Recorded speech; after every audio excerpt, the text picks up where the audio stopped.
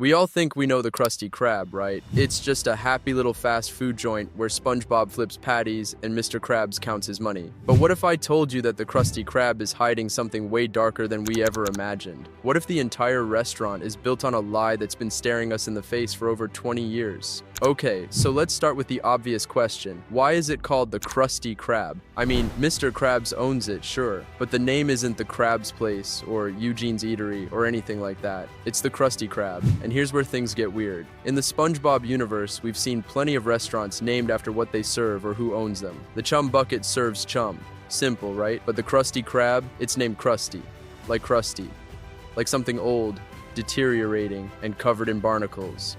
Now, before you think I'm reaching here, let's talk about what we actually know about this place. The Krusty Krab is an anchor, like literally. The entire building is a lobster trap sitting on top of a rusty old anchor. And Mr. Krabs didn't build this thing from scratch, he found it. In the episode Enemy In-Law, we learned that Mr. Krabs actually discovered the anchor and turned it into a restaurant. But here's the question nobody's asking. Why was there a giant anchor just sitting there in the first place? And more importantly, what happened to the ship it came from? Let me paint you a picture. We know Bikini Bottom is located directly beneath Bikini Atoll, the site of nuclear testing in the 1940s and 50s. We've always joked that the radiation is what made all these sea creatures talk and act like humans. But what if the Krusty Krab's anchor came from one of those testing ships? What if Mr. Krabs built his entire empire on top of a piece of military wreckage? That would explain why it's crusty.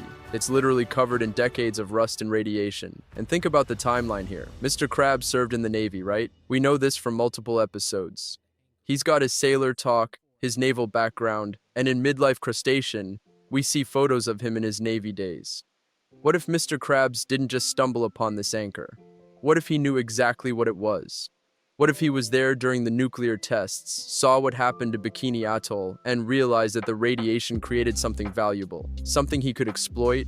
But it gets darker. Let's talk about Mr. Krabs himself. We know from Friend or Foe that he and Plankton created the first Krabby Patty together when they were young. They were born on November 30th, 1942, right around the same time as the nuclear testing was beginning. They split the recipe, with Plankton only getting a pinch of chum. But here's what doesn't add up. Mr. Krabs has spent decades protecting this secret formula, like it's the nuclear codes. He's installed high-tech security systems, hired guards, and literally fought off Plankton thousands of times, all for a burger recipe? Unless it's not just a burger recipe, unless the secret isn't about the ingredients at all. Think about it. In just one bite, Squidward becomes violently addicted to Krabby Patties after just one taste. He literally breaks through walls, gets blown up by security systems, and crawls through vents just to get one more bite. In The Algae's Always Greener, Plankton experiences an alternate reality where he owns the Krusty Krab, and the entire universe seems to fight against him. The restaurant doesn't work for him the way it works for Mr. Krabs. It's like the building itself rejects him.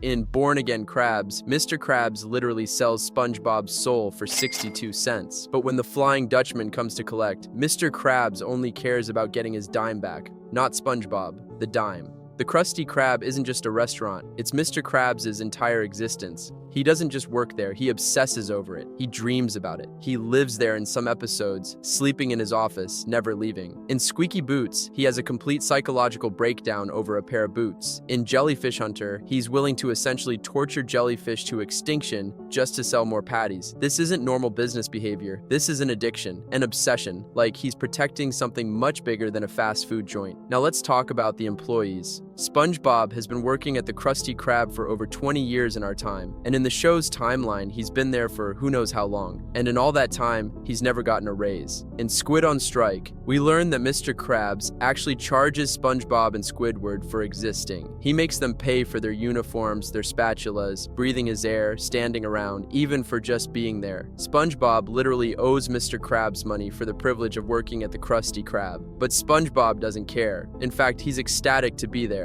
He lives for the Krusty Krab. He dreams about it. He breaks down crying when he thinks he's been fired. In Karate Choppers, he literally can't stop himself from going to work, even when he's trying to have a day off. In Employee of the Month, SpongeBob and Squidward nearly kill each other competing for a meaningless title. SpongeBob's relationship with the Krusty Krab isn't just loyalty, it's dependency.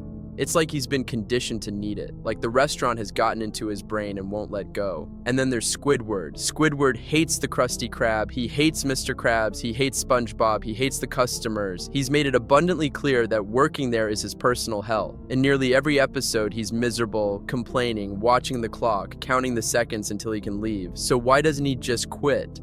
In Can You Spare a Dime? He does quit, and within days, he's completely broke and living on the street in SpongeBob's house. But here's the thing, Squidward is a talented musician and artist. We've seen him perform at concert halls. We've seen his art displayed in galleries. We know he has skills beyond cashier work. He could get another job, he could move to a different city, but he always comes back to the Krusty Krab. Always. Like he can't escape it, like something is keeping him there, pulling him back no matter how far he tries to run. And it's not just Squidward and SpongeBob. Think about every other employee we've seen. In the original Fry Cook, we meet Jim, the guy who worked there before SpongeBob. He left to become a successful chef, but when he comes back to visit, there's this weird tension, like he escaped something, like he got out before it was too late. And what about all those other temporary employees we see throughout the series? They never last. They either get fired immediately or quit after one shift. It's like the Krusty Krab only keeps the ones it can control, the ones it can bind to itself. Let's talk about the building itself. The Krusty Krab has been destroyed, burned down, flooded, invaded, and demolished more times than I can count. And every single time, it comes back exactly the same. In Krabs vs. Plankton, the entire restaurant gets wrecked during the trial, and by the next episode, it's pristine. In Dying for Pie, there's a massive explosion that should have leveled the entire building, and it's fine the next day. In Krusty Towers, Mr. Krabs literally converts the entire restaurant into a hotel, and then it's back to normal the next episode like nothing happened. The Krusty Krab is essentially indestructible, or more accurately, it always rebuilds itself, like it needs to exist, like it's feeding off something and using that energy to maintain its form. No matter what happens to it, no matter how many times it's destroyed, it always comes back, always the same layout, always the same anchor, always the same rusty, crusty exterior. Now here's where it gets really weird. Have you ever noticed that we never see where the Krabby Patties actually come from? SpongeBob cooks them, sure, but where does the meat come from? Where are the freezers, the supply trucks, the deliveries? Steven Hillenburg confirmed that Krabby Patties are vegetarian, which makes sense because showing fish eating fish would be pretty dark. But then why is the formula such a massive secret? Why does Mr. Krabs guard a vegetarian burger recipe with his life? In most episodes, we see SpongeBob pull patties out of thin air. They just appear when he needs them. There's no prep work, no defrosting, no inventory checks. They just exist. And they're always perfect, always the same size, always the same taste, like they're not being made at all, like they're being manifested, unless the secret isn't what's in the patty. It's what the patty does. In Plankton's army, we see that the secret formula is kept in a bottle, locked in a safe, behind a painting, with laser grids, security systems, and guard dogs. In the SpongeBob SquarePants movie, the entire ocean falls into chaos when the formula is stolen, not because they can't make burgers, but because the formula represents order itself, control, power. When it's gone, Bikini Bottom descends into anarchy within hours. What if the Krabby Patty formula isn't a recipe? What if it's a contract? What if Mr. Krabs made a deal with something, maybe something that came with that radioactive anchor, maybe something that survived the nuclear tests, and the formula is the terms of that deal? It would explain why everyone who eats a Krabby Patty becomes obsessed with them, why SpongeBob and Squidward can't leave, why the restaurant always comes back no matter what happens to it, why Mr. Krabs will do literally anything to protect it. Think about the customers too. They come back day after day, ordering the same thing, sitting in the same seats, following the same patterns. In Patty Hype, when SpongeBob starts selling pretty patties, the entire town abandons the Krusty Krab instantly.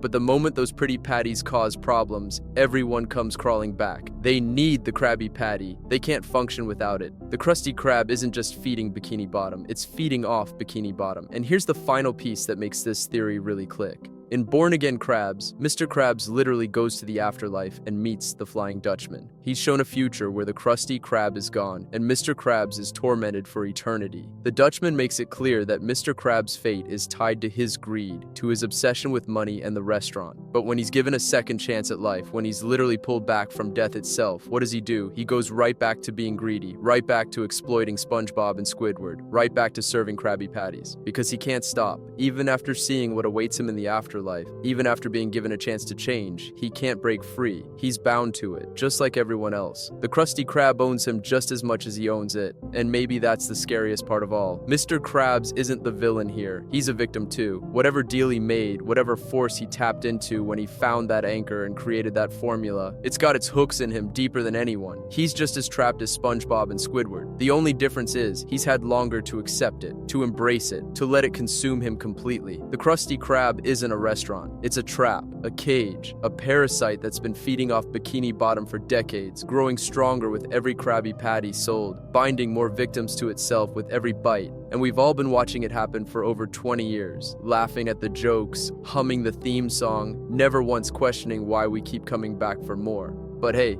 that's just a theory. What do you guys think? Is the Krusty Krab something more sinister than we ever realized? Have you noticed any other weird details about the restaurant that I missed? Let me know in the comments below, and maybe I'll dive even deeper into this in a part 2. Until then, I'll see you guys in the next one.